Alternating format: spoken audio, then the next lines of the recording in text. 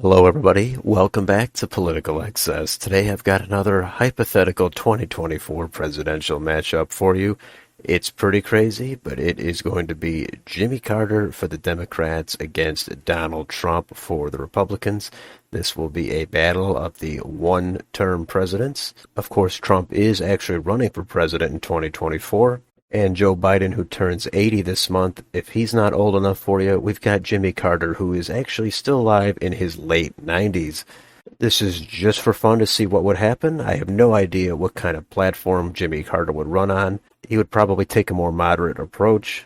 Most of the politics from back when he was actually in office, those have largely passed him by. And obviously, if he was running at age 98, he wouldn't be able to campaign as much as someone like Trump. But then again, Joe Biden did not do that either, and Biden ended up winning. So let's go through each state here. We'll try to go a little bit quicker since some of these need no explanation. But safe states are over a 10-point margin, likely 5 to 10 points, lean under 5 points until 1 point or less. Let's start in Alaska. That'll go safe for Trump. Hawaii will go safe for Carter. Washington, Oregon, California, safe for Carter. A lot of these blue states would pretty much vote blue no matter who. Let's go on to Nevada. This I actually have as a tilt for Donald Trump. I tend to think the working class in Nevada would be a little bit more likely to vote for someone like Donald Trump, who at least sounds like he is on their side. He's got more energy and relatability, and I don't think Jimmy Carter would necessarily do a lot here. Up to Idaho and Utah, those are safe for Trump. Down in Arizona, this I have as a lean for Carter. I don't think this necessarily speaks to Carter being a strong candidate. I think it more so indicates that Arizona has kind of moved away from Trump, and it would vote for Carter by a couple of points or so. Montana and Wyoming, safe for Trump. Colorado would be safe for Carter. New Mexico is going to go likely for Jimmy Carter. North Dakota, South Dakota, safe for Trump. Nebraska at large, safe for Trump. The 2nd District is going to go lean for Jimmy Carter. It's possible it even goes likely. That particular district is not as blue as it was prior to redistricting, but I think they have also kind of moved beyond Donald Trump. Kansas and Oklahoma would still stay safe for Donald Trump. How about in Texas? That'll be a likely for Donald Trump. Up to Minnesota, that'll be a likely for Jimmy Carter. Iowa is going to go likely for Donald Trump. Missouri, Arkansas, Louisiana will stay safe for Donald Trump. Although Jimmy Carter is from the South, he is from Georgia. You might think he would have more appeal in some of these southern states, and it's possible he would get the margin down a little bit, but the politics have changed so dramatically since when Carter was in office back in the 70s, and I don't think they're going to have any problems voting for Donald Trump. How about up in Wisconsin? This is a tough call. This is a tilt for Donald Trump. Wisconsin has slightly trended toward the right. We're not sure how much those trends are going to continue. He got close in 2020. He won it narrowly in 2016. If he gets the red counties to turn out, it could be just enough to outweigh any suburban shift toward the Democrats, so I have it as a tilt. Illinois, safe for Carter. Michigan, another tough call. I have it as a tilt for Carter. Trump has shown he has a lot of power in the Rust Belt. He did win Michigan as well. It seemed like the state was trending toward the right. Again, I'm not sure if those trends are really going to continue. If they do, then Trump can win it. If they don't, then Carter or almost any Democrat would have an edge there. Indiana, safe for Trump. Kentucky, Tennessee, Mississippi, Alabama, safe for Trump. Down in Florida, that would be Trump's home state this time. The state has trended toward the right, especially with DeSantis winning in a landslide. I have it as a lean for Trump. I think he could probably win this a little bit more comfortably, maybe 4 points, maybe 5.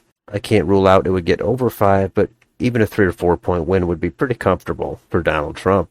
Let's go above that and go to Georgia, which would be Carter's home state. Now, this was actually kind of an easy call for me. I have it as a lean for Carter.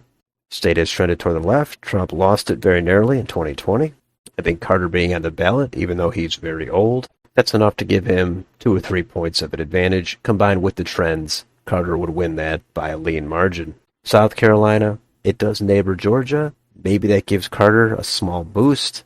I still have this as a safe for Trump, but it would be low double digits. Above that, North Carolina. That is a lean for Donald Trump. Probably only 2 to 3 points. How about up in Ohio? That'll be a likely for Trump. Ohio has trended toward the right. Probably not at a safe margin yet. And we don't know if those trends are going to continue all the way in that direction. But Trump should still win this comfortably by over 5 points. Maybe even over 7 or 8 points. West Virginia would be safe for Trump. Let's go up to Maine. At large, that'll be likely for Jimmy Carter. The 1st district will be safe for Carter. And in the 2nd district, that will be safe for Donald Trump. That district has definitely moved toward the right. It's a Trump kind of a district. With Trump on the ballot, I still think you would probably be able to get that into double digits. New Hampshire, that'll be lean for Jimmy Carter. I think Trump turns off just enough voters in New Hampshire so that he's not going to be able to win it. It's not out of the question. I just think Carter would win this by 2 or 3 points. Vermont, New York, Massachusetts, Connecticut, Rhode Island, New Jersey, Delaware, Maryland, Washington, D.C., safe for Jimmy Carter. Pennsylvania, this is a lean for Jimmy Carter, probably only 1 to 3 points. Although Trump did win it in 2016 narrowly, and narrowly lost in 2020, I tend to think Trump has lost a little bit of an appeal there, and that would be enough for Carter to win it by a small margin. Doesn't mean Trump can't win it, it just means Carter would be favored. And finally, the last state is Virginia, and that is likely for Jimmy Carter. And that would result in 251 electoral votes for Donald Trump, 287 for Jimmy Carter, and that would mean Carter would actually win this election. It's a tough call in a lot of these states. It's the usual same 4 or 5 states where it's only a 2 or 3 point margin and anybody could technically win it.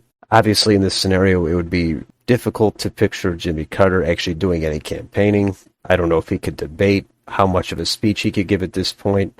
If Trump went after Carter, it might appear that he's being too mean to someone who's old, because Carter is not going to go on the attack much. He's probably going to take a more dignified approach. He's not going to have much energy. And I think some voters actually would like that. If they're burnt out from Donald Trump with all the Twitter stuff and the constant media attention, just like with Joe Biden, they want someone that is not going to be exciting. Sometimes that actually is effective. So who knows what would actually happen, but this is the map I came up with. Of course, you could tweak a few of these states, but let me know in the comments, do you mostly agree with this map, or do you disagree on a lot of these states?